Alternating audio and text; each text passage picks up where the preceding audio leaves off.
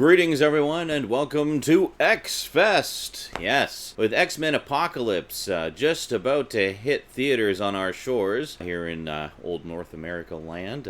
Opens on the 27th of May of this year. It actually just opened yesterday over in the UK. I don't know why they got it a week early, but hey, lucky you! So anyway, I thought it was high time I sat down and did a revisit and a review series of the entire X-Men movie franchise thus far. Way back in 2008, one of the very first Multimedia Chronicles episodes I ever did was an epic two-part rant video all about X-Men 3, The Last Stand. And that has become the stuff of legend ever since. And I thought, you know what, I've never done anything about the other movies. I mean, other than, updates when I would get them and stuff like that. But I never really did reviews of them. And often when I would do the updates, it was before I had seen the movies. So I've never really talked about any of them before. So I thought, you know what? Let's do that. The new one's coming out. It's time to revisit all the ones up until the new one. So let's do that. Starting with X-Men from 2000. Wow, it's been 16 years of X-Men movies. That's crazy. So let's go back to the beginning, to the very first one from 2000, X-Men, today on the Multimedia Chronicles.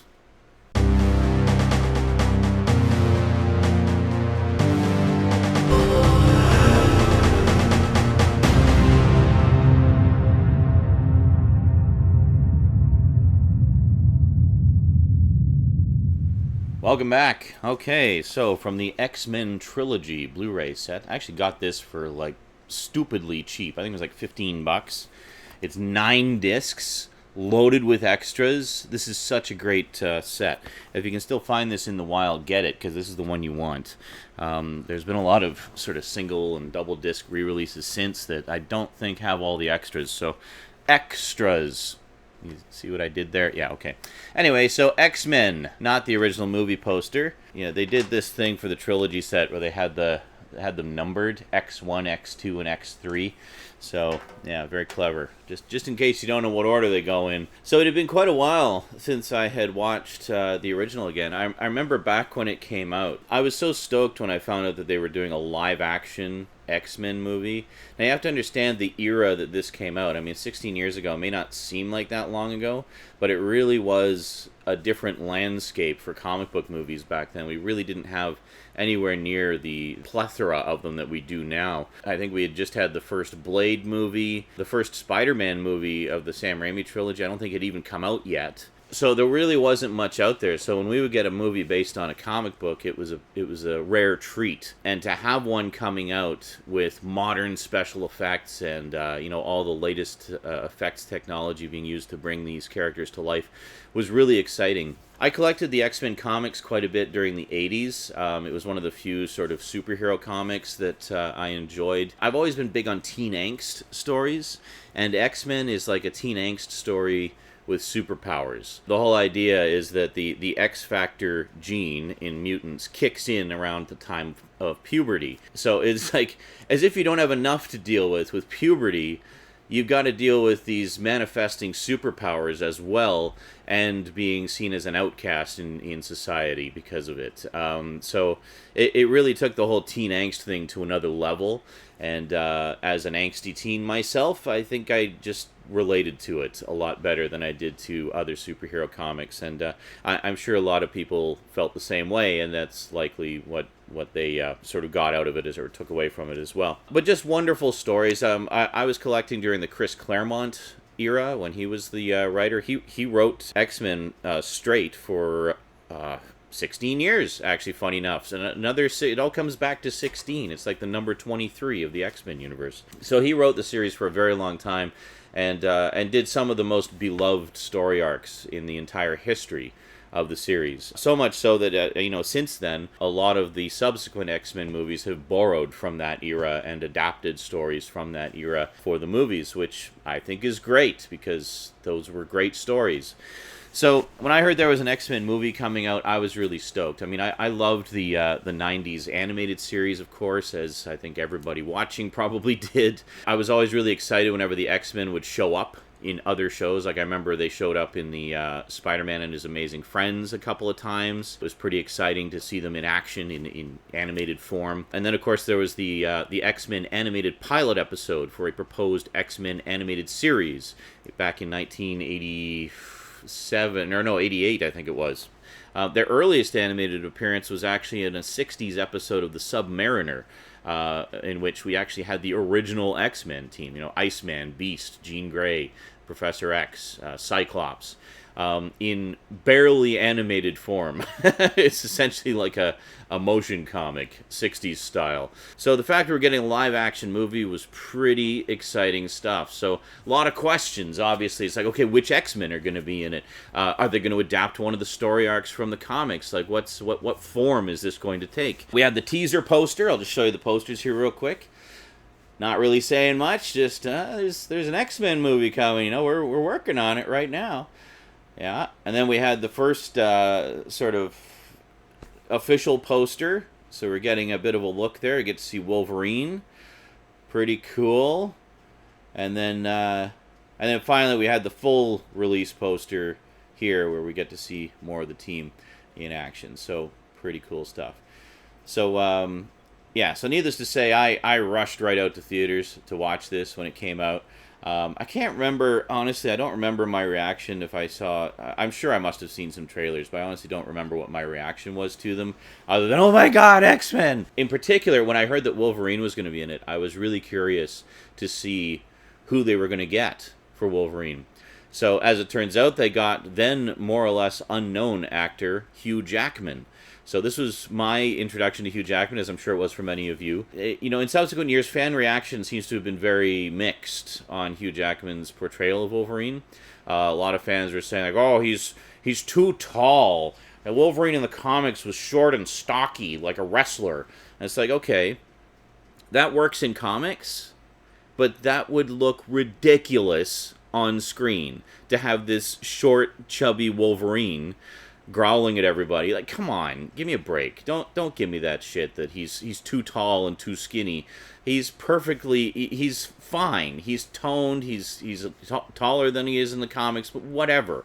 The important thing to me was, do they get the character right? My judgment of the character is going by the comics that I read when I was a kid. So the 1985 to mid-90s era. That's kind of what we're looking at. Well, I guess I did get some back issues later, so I guess early 80s to early 90s era is kind of what we're looking at there, sort of a 10-year span. And in those comics, Wolverine was, I mean, you had the sort of savage side of Wolverine that would show up from time to time, but also he was trying to keep things under control. And he was good friends with Kitty Pryde in the comics. They had a very good relationship, almost like a big brother, little sister relationship, and almost like mentor kind of thing going on.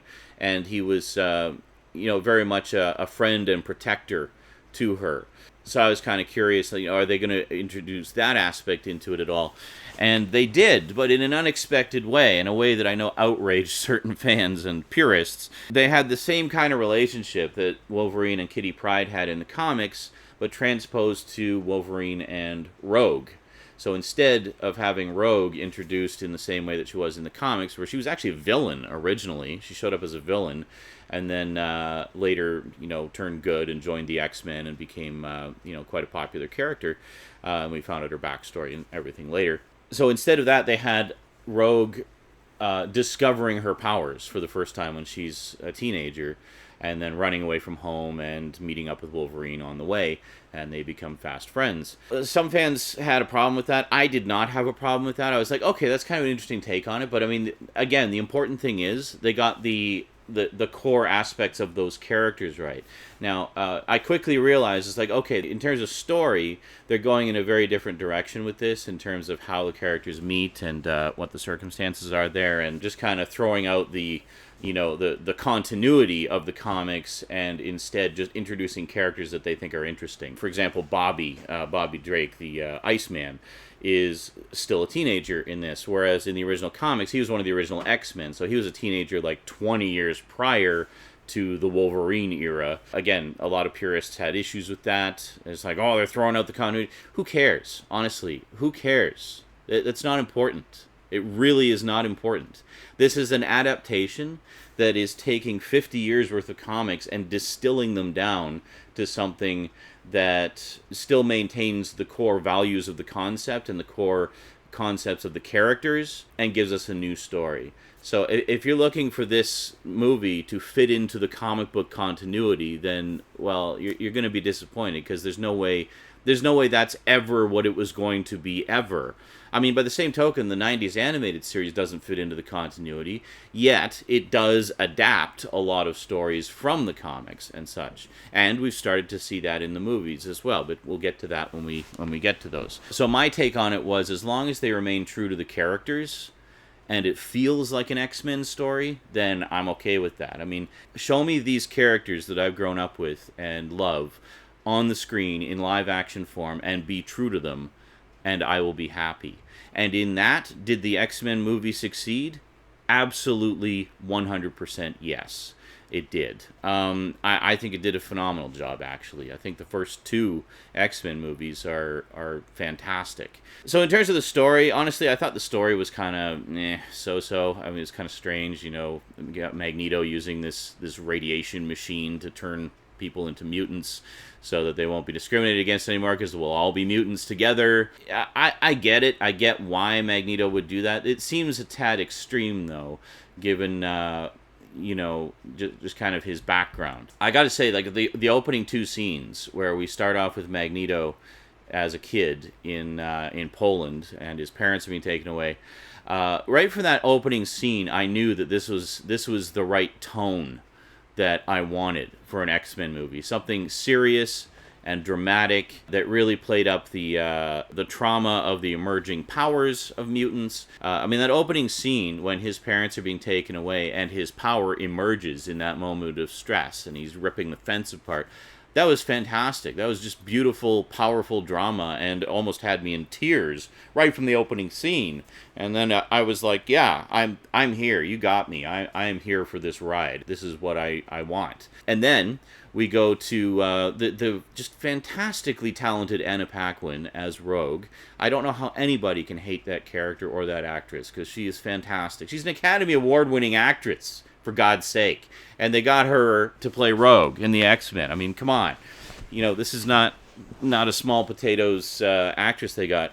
And just that opening scene with her, as she's, you know, having her first kiss with her boyfriend, and just the nervousness and the unsureness on her face and such, just little facial tics and such that just convey so much emotion. I mean, she's such a freaking good actress. Just a wonderful scene where, I mean, her power emerges and she puts the poor kid in a coma, and just her reaction in the corner is like, oh my God, all I did was touch him. And like, what happened? And just the sheer horror and emotion of what she's done, that she's done something horrible to this kid, and the conflicted emotions. I mean, that's, again, very powerful. So we have two, like, wham, wham, powerful emotional scenes. Like, being a mutant is serious business, folks. So then we cut to later, and you know, we have the whole sort of Senate meeting with Jean Grey trying to argue in favor of mutants, and Senator Kelly just being a dick, and Professor X all upset that everybody's in such raucous approval of registering and segregating mutants, and just seeing the fear that everybody has of this new threat in their midst and such. And again, it's very powerful. So very quickly, in like the span of not even the first 10 minutes, we have firmly established so many key components of this world, of the world of the X-Men. Emerging power, you know, powers emerge at puberty in times of heightened stress. It can be a very traumatic experience, first experiencing those powers, especially since you didn't even know you had them, and now this is what it is, and you realize in that moment this is something you're going to have to live with for the rest of your life and deal with. You know, in the case of Rogue, I mean, that's a pretty big deal. And it establishes the climate of fear and uncertainty and the prejudicial undertone that has always been present in the X-Men comics right off the bat. So, boom, you've got all of that established. Let's get on with the story. This is the world it's set in. Let's move on. So, the big scene I was waiting for was, how are they going to introduce Wolverine? So they get to the scene with the cage match in the bar in the, out in the country, and I just love how they reveal him. I think it is like just such a great reveal for that character. You can see him kind of skulking around in the cage match. You haven't seen his face yet. You haven't really gotten a good look at him. He's kind of in the shadows. And the guy brings the other guy in to fight him. And, it's all kind of the guy's punching him and stuff. And then his fist hits the other guy's fist, and you hear the clank. Of course, anybody who knows the character knows immediately why that is. But at the same time, it establishes it for people who are not familiar with the character. It's like, oh, there's something up with this guy. And then you finally get to see him in all his glory. And just those initial facial expressions when he's in the cage, I was just like, argh! I was like, oh my God, that is Wolverine. Like, they nailed it. That is 100% Wolverine. This is what I wanted to see on screen. I don't know who this guy is, but as far as I'm concerned, he's Wolverine. So I was very happy. I was very happy with, that was a very tricky bit of casting, I think, because it's such a beloved character with such a legacy. They really had to get that right. So by getting someone, an actor of the caliber of Hugh Jackman to play that character, I think was absolutely the right choice. Like, I can't think of anybody else off the top of my head who would have been as perfect as that character. Maybe now, maybe in the 16 years since, there's some actors who have emerged on the scene, but at the time, I think they absolutely went in the right direction, having an actor who was more or less unknown at the time, yet also an actor of such caliber. I mean, he had quite a stage career prior to the X-Men, and that's where he was discovered, was with his stage work. And even if you go and watch the extras on there, and you see some screen tests they did with Hugh Jackman and Anna Paquin, some of their initial scenes together when they're driving and such, and they just kind of play through the scenes and the dynamics of the character and the characters and such.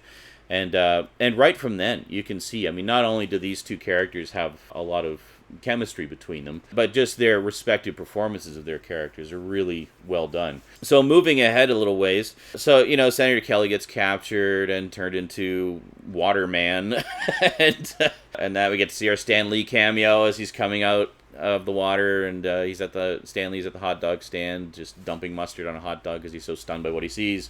Well, I guess earlier than that we had, of course, the debut of Mystique in disguise as Gyrick, Senator Kelly's right-hand man, and apparently we understand she's been in disguise as Gyrick for a very long time, sort of spying from within.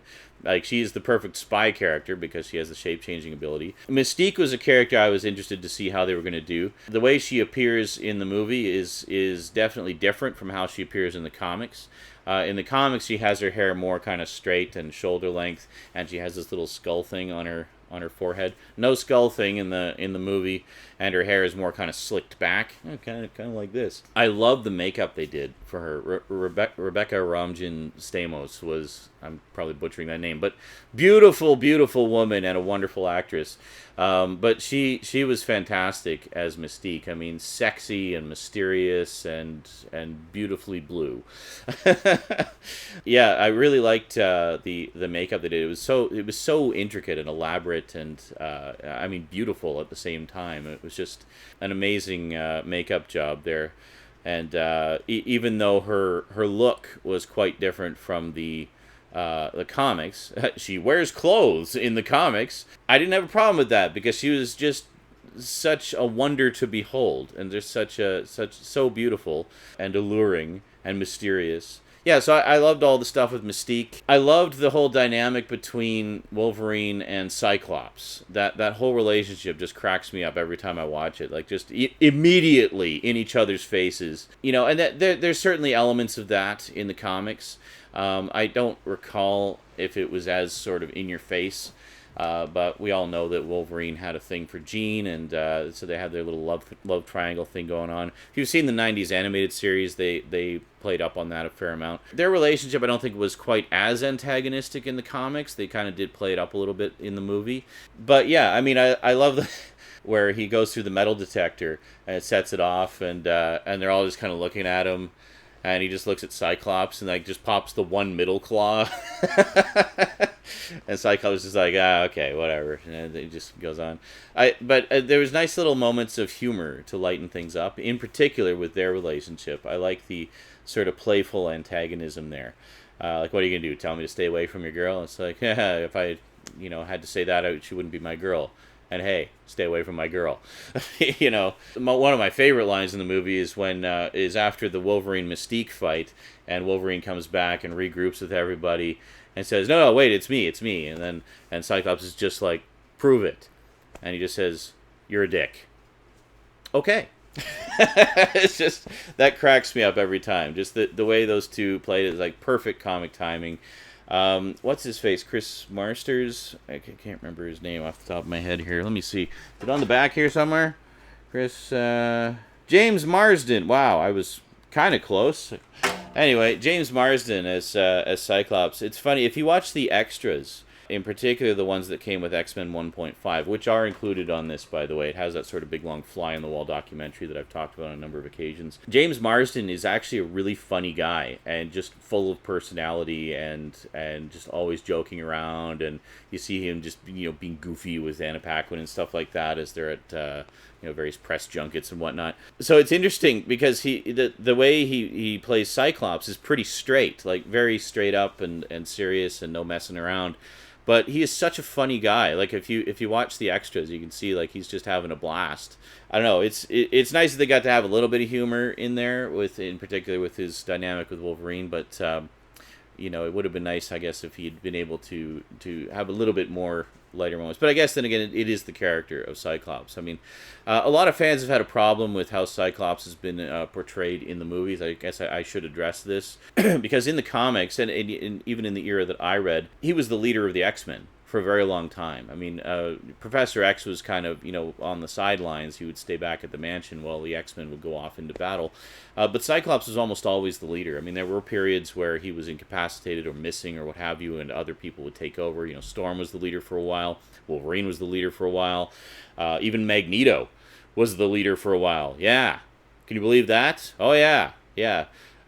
Great relationship, by the way, the whole Magneto Professor X thing. I think they really nailed that. They're old friends, and they both have similar yet opposing ideas as far as where they think the world should go. And I love the fact that they are both friends and enemies simultaneously, and I love how they've continued that throughout the movies and explored different aspects of it. And I think that's great, because that was always an important dynamic in the comics. Now, in the early X-Men, he was basically just a straight-up villain. But over the years, they developed that relationship far more in the comics, and they became both, it was revealed they were friends, just with different beliefs. They kind of carry on like that. But getting back to Cyclops for a second here before I get too sidetracked. Yeah, in the comics, he was the leader, and he had some very strong leadership moments. I mean, he was the guy who had to make the tough decisions a lot of the time for his team. A lot of fans have said that, they don't like how he was kind of downplayed in the movies and never really got the chance to be that leader character that we've seen in the comics. It was more kind of Wolverine took the spotlight, being the, I guess, more popular character. So Cyclops fans are kind of left out in the cold. And yeah, I'm kind of with you there. I have to say, I mean, I always thought Cyclops was a pretty cool character, and he's certainly been through some rough times too. I mean, if you read the comics, there's that whole long stretch of time when Jean Grey was thought to be dead. He was with Madeline Pryor for a long time, and then Jean came back, and then he had to choose, and and then he had a daughter who came in from another dimension, and she was like, wait a minute, I'm Jean and Scott's daughter, but Jean's dead. What's going on? I don't exist. And sorry, I'm getting into some whole other storylines here, but there's some great storylines in the 80s comics. If you can track them down, definitely do so. You're in for a treat. And if you're a Cyclops fan, there's some great Cyclops stuff in there too. I mean, he's a far more multi-layered character than what we've seen in the movies, and it's unfortunate. But I mean, I guess that's kind of the way it goes when you have a team movie. It's hard to give everybody their time in the spotlight. In a lot of respects, I think a lot of the characters have kind of been downplayed because of that. I mean, it focuses more on the the bigger characters. You know, obviously there's a big focus on Professor X and Magneto and their relationship, because they're both the brains behind both respective operations. We get a lot about Wolverine, because Wolverine's the character with the mysterious past. There's a lot to explore there. Rogue and Wolverine in the first movie are essentially the audience's eyes into this world, so we see different sides of the world through their eyes. So with Rogue, we see the unsure of herself teenager coming to terms with who she is and learning how to deal with her problems. And then with Wolverine, you've got him coming in with sort of the adult cynical perspective. Like there's that great scene where he first meets Professor X and they're all giving their code names. It's like, this is Cyclops, this is Storm, and he's like, what do they call you, Wheels, to Professor X. Some things that would later become issues with continuity. Sabertooth being a big one.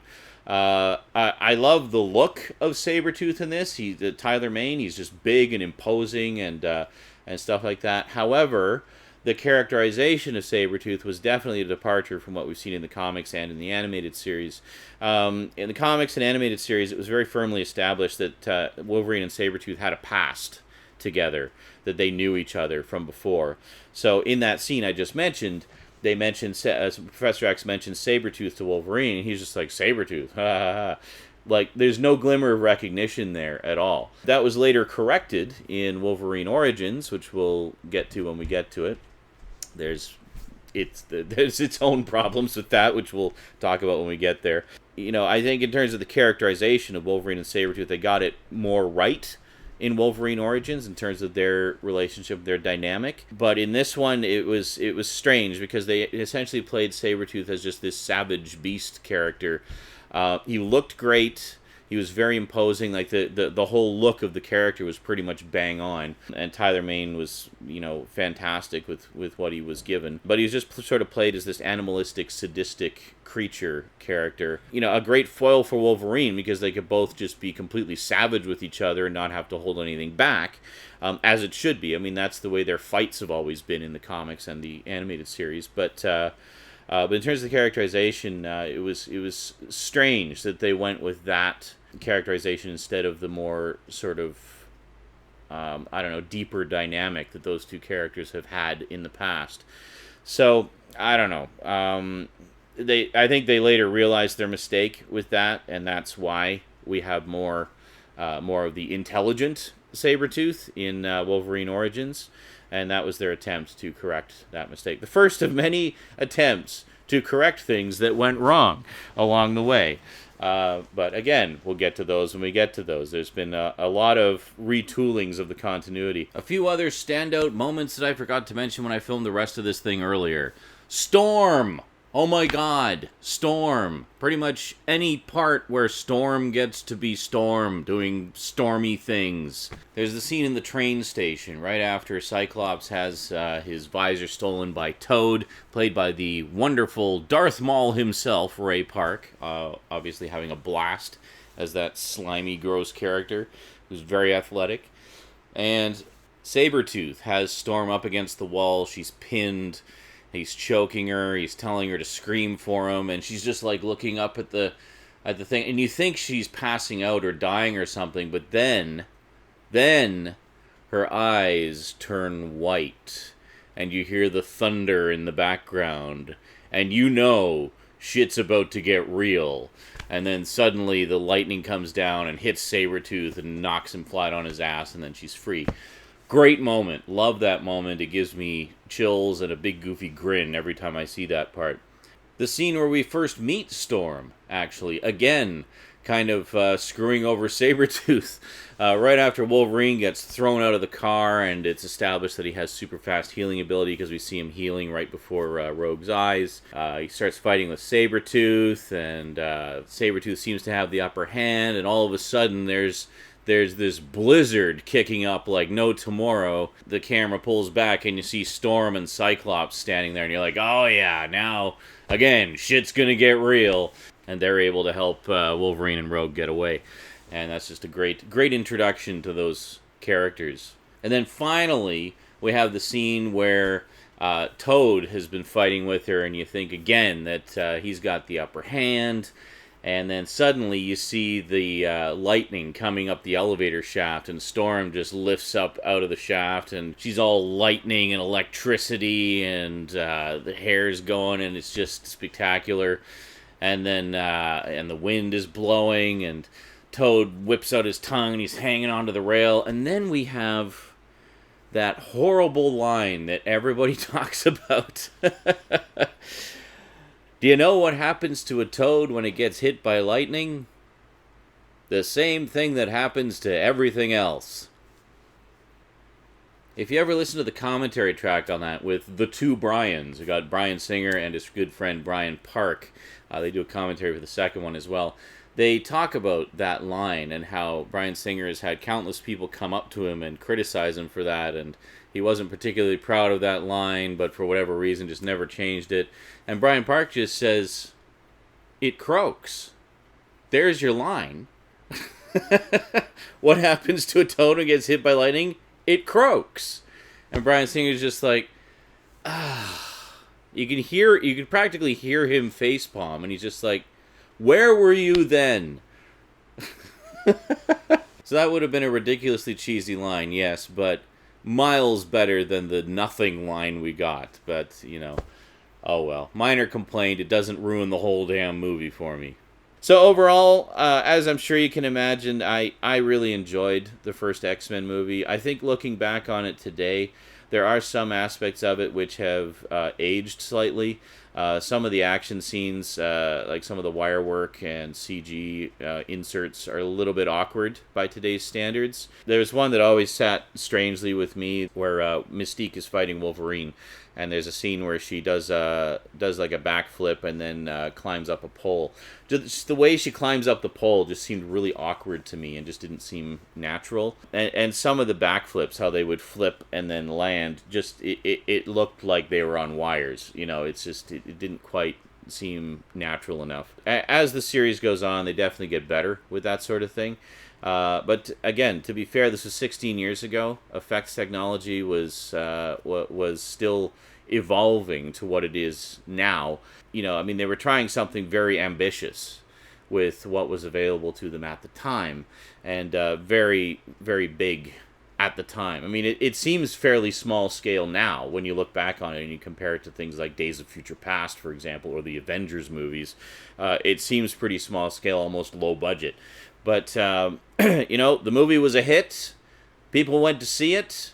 Fans were mixed on it. Myself, my overall take on it was, okay, they changed some things, but it still feels like an X-Men story. These characters, even though the ages of the respective characters may not be exactly the same as what they were in the comics, it's still, the characterizations still feel right, So I didn't really have a problem with the changes that they made. I didn't expect it to be identical to the comics. Oh, one thing I should mention. This is probably silly, but I'll mention it anyway. The whole time I was watching the movie, I was waiting for the X-Men animated series theme to come in somewhere. I know. Why? I don't know. I was just thinking, they gotta have it in there. So maybe during the ending credits. I sat in the theater and waited until all the way to the end of the ending credits, expecting to hear the X-Men animated series slotted in there somewhere. But no. Like, the thing was, for example, that the way the score is, if you listen to the score, it's almost like the animated series music. Almost, it's very close. It has that same kind of vibe to it. So I kept thinking, like with the ending title music, where they have sort of the simple theme is like dun dun dun dun dun dun dun dun, that sort of thing, that riff. I'm sorry that I'm singing to you. There's no other way to explain it. So I was expecting it almost at the end to go like dun dun dun dun dun dun dun dun. Dun, dun, dun, dun, dun, dun, dun, dun, dun, dun, dun, dun, and then into the theme music, right? Like, how awesome would that have been? I don't know, maybe it would have been ridiculously cheesy, but I don't care. That's what I wanted to happen, and it didn't. So that's my big disappointment. No X-Men animated series theme. God, what did I just do? Well, hope you enjoyed that. There was literally no other way to explain that other than to sing it to you. I'm so sorry. Anyway, yeah. So I liked the first movie. Let's move on to the second one. I've already been talking about this for over half an hour. Holy crap. All right. I don't know that all the reviews are going to be this long. Maybe they will, maybe they won't. But I had to do a bit of back history for this one, so need a little bit extra time. So there you go. The X-Men movie. Definitely get this one because it is freaking loaded with extras. It is absolutely fantastic. It is definitely the one that you want. This one is a 3-disc set. So you get, what is it, two Blu-rays? Yeah, 2 Blu-rays. One of the movie with some extras, one of the, of just extras. And as far as I'm aware, this includes everything from all the previous DVD releases of the X-Men, including the X-Men 1.5 set. So you got all of the extras you could want. Great stuff. All right, that is it for the beginning of the X-Fest. Now, I was planning to do these one a day. I don't know if that's going to happen, but they will be semi-regular until we're done. Alrighty, so quick thank you to my Patreon sponsors, especially Get Your Gorgeous On, the wonderful e-mag done by Michelle O'Toole and Simon Hedger, and of course Kyle Pellegrini, my highest level sponsors. Thank you very much, really appreciate the support, folks. Alrighty, that is it from me to you for now, so until next time, thanks for watching, and sayonara.